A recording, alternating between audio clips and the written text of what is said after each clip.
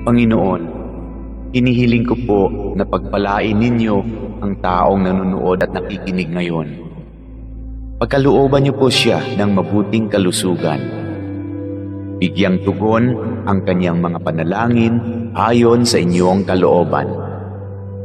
Loobin niyo po na magkaroon ng agarang solusyon ang problemang kanyang kinakaharap, lalo na ang problemang pinansyal at problema sa kanyang karelasyon at mga kaibigan.